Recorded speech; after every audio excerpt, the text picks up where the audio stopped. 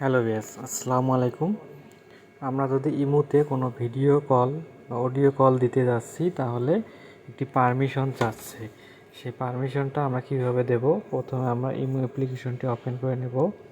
Open করে নেওয়ার পর বা যে কাউকে আমরা যদি কল করতে যাই ভিডিও বা অডিও কল, তাহলে মানে যে ভিডিও কল করতে যাচ্ছি এইরকম একটি অপশন দেখাচ্ছে, tap setting, tap permission, turn on microphone permission. এই অপশনটি দেখাচ্ছে। এই অপশনটি দেখালে আপনারা এখানে থেকে এই যে সেটিং অপশনটি দেখতে পাচ্ছেন, এই সেটিংসে ক্লিক করবেন।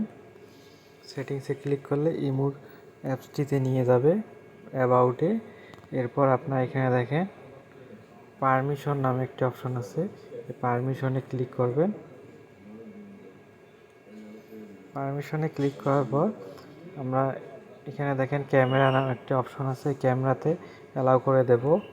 এরপর আমরা যে মাইক্রোফোন আছে মাইক্রোফোনটি অ্যালাউ করে দেব। এরপর আমরা দেখেন এখানে কল লক নামে একটি অপশন আছে, কল লকটি অ্যালাউ করে দেব।